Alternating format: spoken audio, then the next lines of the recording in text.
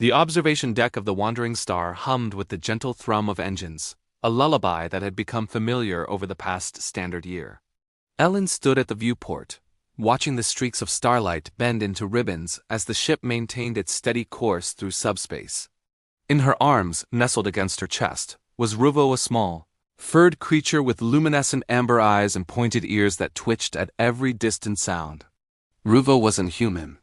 He wasn't even from a species that most of the galactic community considered sentient. He was a Vix, a species classified as pre-sapient by the Galactic Concordance. Creatures that walked on four legs, hunted in packs, and lived short, brutal lives on their hostile homeworld. But Ellen had found Ruvo different. She'd found him alone in the wreckage of a poacher's ship, mewling and afraid, no bigger than her two hands pressed together. That was 14 months ago. Now Ruvo was the size of a terrier, his silver-blue fur thick and soft. His tail curled around Ellen's waist as she held him. He'd learned to understand her words, to respond with chirps and trills that she'd come to interpret as clearly as any language. The crew of the Wandering Star had protested at first humans and their damned pack-bonding instincts, they'd muttered, but even the captain had softened when Ruvo had saved a crewman from a plasma leak by alerting Ellen with panicked howls.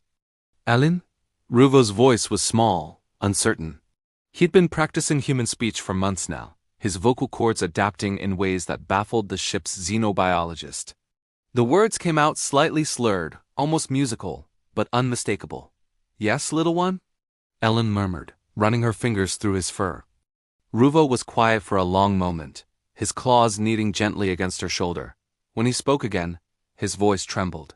If you if you had real cub, human cub, would you still want me? Ellen's breath caught. She pulled back slightly to look down at Ruvo's face, at those wide, fearful eyes that held far more intelligence than any xenobiologist would admit. Her heart twisted. What brought this on, sweetheart? She asked gently. Ruvo's ears flattened against his skull. Heard crew talking. They say humans want human cubs. They say I am pet. Not family. Not real. His tail unwound from her waist, drooping. If you had real cub, you not need Ruvo anymore. The words hit Ellen like a physical blow. She'd heard the whispers too, the other species on board who didn't understand humanity's bizarre tendency to adopt anything that moved, to pour love into creatures that logic said weren't worth it. The Kickster thought it was a weakness. The Veltorians called it emotional instability. Even some humans from the inner colonies, those who'd never left Earth's solar system, looked at her with a mixture of pity and confusion. But Ellen knew better. Humanity had survived the long dark, had clawed their way out of a dying Earth and into the stars. Not because they were the strongest or the smartest, but because they refused to leave anyone behind. Because they loved fiercely and without logic. Ruvo, Ellen said, her voice thick with emotion. She sat down on the deck, pulling him into her lap properly, cradling him like she had that first day in the wreckage. Look at me, Ruvo's eyes lifted, shimmering with unshed tears, another impossibility that the scientists couldn't explain. You are my real cub, Ellen said firmly. Not like my real cub. Not almost my real cub. You are my real cub. She pressed her forehead to his, feeling the warmth of his small body against hers. Do you know what makes family real, Ruvo? It's not blood. It's not DNA. It's not what species you are or where you came from. Then, what? Ruvo whispered. It's this. Ellen placed her hand over his chest, feeling his rapid heartbeat. It's choosing each other, every single day. It's me waking up at 03:00 because you had a nightmare. It's you learning to speak my language so we can understand each other better. It's the way you curl up in my bunk when you're scared, and the way I can't imagine my life without you in it. Ruvo's body shook with a sob. But you could have human cub, real family. Stop, Ellen interrupted, gentle but firm. If I had a human child tomorrow, you know what would change? Nothing, except you'd have a sibling. You'd be a big brother. Because you're not filling a space until something better comes along, Ruvo. You are the something. You're my son.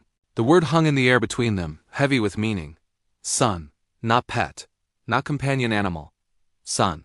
I am? Ruvo's voice was so small, so fragile with hope. You are, Ellen confirmed, tears streaming down her own face now.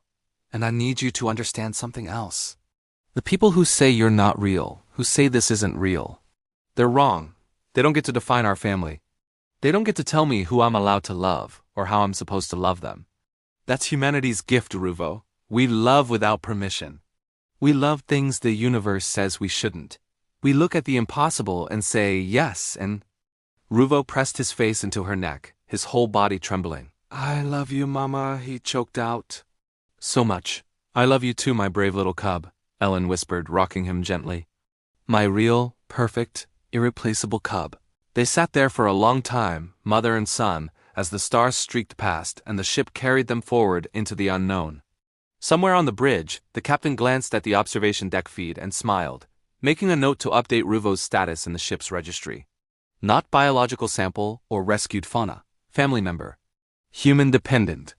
Because if there was one thing the galaxy had learned about humans, it was this. They didn't just survive in the cold dark of space. They made it warm. They made it home. And they did it by loving so fiercely that even the universe had to bend to accommodate it. In Ellen's arms, Ruvo's breathing finally evened out, his fears soothed by the steady beat of his mother's heart. And for both of them, that was all the proof they needed that love, real love, needed no justification from anyone. Family was family. And that was the most human truth of all.